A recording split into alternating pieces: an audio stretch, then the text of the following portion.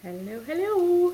I just thought I would hop on and make a wee video about one of our new favourite dinners. So I got this recipe from the Good Food magazine, say 2-3 months ago, and surprisingly it's a vegetarian recipe. Not something that I thought I would find a favourite. I'm going to serve it with some pigeon tonight, but it stands alone, as a full-on veggie dish if that's how you want to have it. So I'm going to crack on and show you how to make this lovely dish. So in the pan here I have got a pinch of fennel seeds, I have got a chopped onion, I've got a red chilli that I've deseeded and chopped, and I have got the zest of a lemon. So I've cooked this down for about 5 minutes now and everything's lovely and soft. So what I'm going to do is I am going to add my orzo. So this is a lovely pasta. Now, about 180 grams. Yeah, that's about right.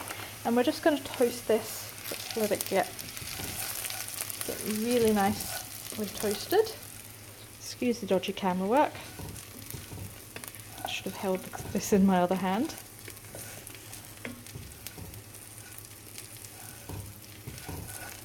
So, I just want to coat the orzo in the oil and let everything mingle so that these flavours can get to know each other. The next thing I'm going to do is add about 100 ml of white wine. So here we go. Yeah, I'll call that 100 ml, maybe a little bit more. And we're going to let that bubble down.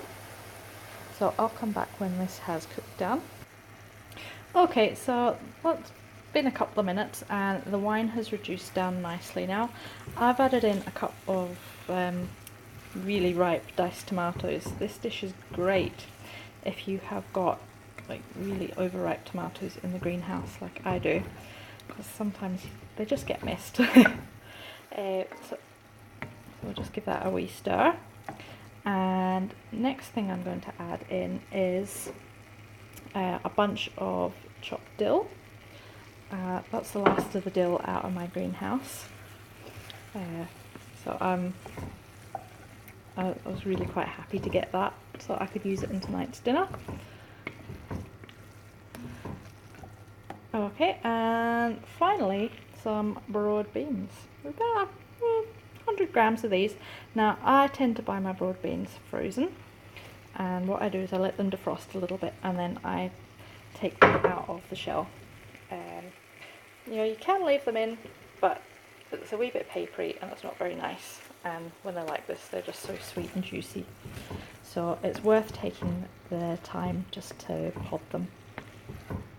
Okay, so the final thing that I'm going to add in here now is some water out of a recently boiled kettle. Probably been about half an hour since that was boiled. The recipe calls for 250 ml. I would say 300 is more like it. This is going to go in the oven and get baked, so you don't want it to dry out too quickly. Now I've preheated my oven to 160 because it's a fan oven. If you just have a normal convection oven, then you will need to have it at 180 degrees. Okay, well I've popped that in the oven now, and that's going to bake for about 15 to 20 minutes. So I'm going to get started with the next bit of this dinner.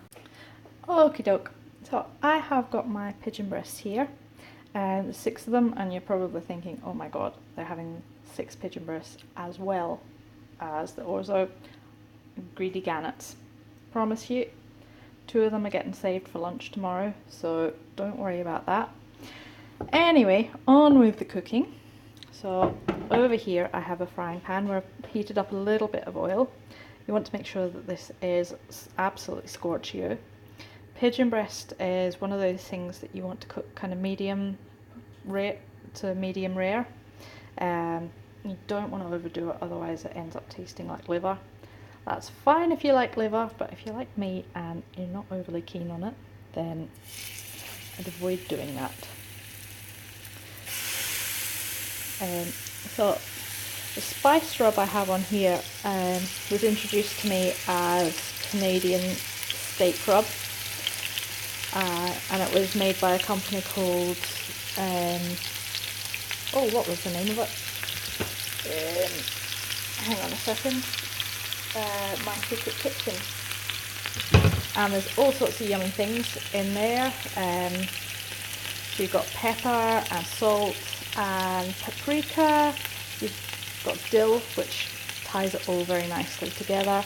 There's a few other spices in there too. I kind of read the recipe off the back of the box. I now make my own up. I use a spice grinder, an electric coffee grinder basically, to make up my spice blends, and I make it up, you know, double or triple batches, so I've got some at hand when I feel like I want to use it. So we're getting ready to nearly turn these over. Like I said, you don't want to overdo them because they're just not very nice. It's also really important that you rest your meat. So I'm going to turn these over.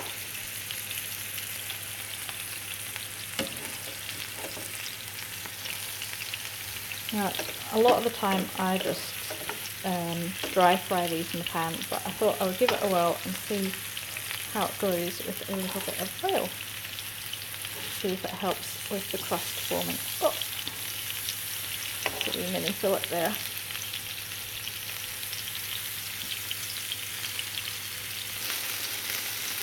Okay, so the pigeon breasts have had a couple of minutes on each side. It's time to take them out of the pan now and just pop them in some tin foil, and they're going to rest until it's time to serve everything up.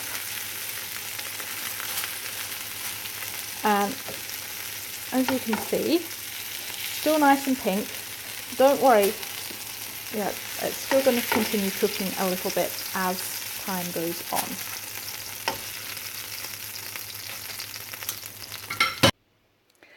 Well, I've just pulled the orzo out of the oven here, and oh my goodness, it's a little bit pokey. That's okay. I'm going to go ahead and serve up now, so I will show you the finished dish as soon as I have served it up. So here we have two steaming hot, rather spicy bowls of deliciousness.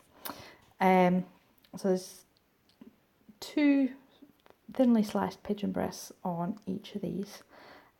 This would quite happily do for people for a light lunch, or as you can see, two very greedy people for dinner. So I really hope you've enjoyed watching my video tonight. Yeah, I've enjoyed making it for you. This is the first one I've done, so please excuse any errors that I've made. This is all a learning experience for me, and hopefully things will get better as time goes on. So if you have enjoyed this, I would really appreciate a thumbs up, and if you know anybody who would, you know, get any value out of this or enjoy watching and maybe learning some of the stuff that I do, please feel free to pass this on, and I will talk to you all again soon. So have a fabulous evening. Bye.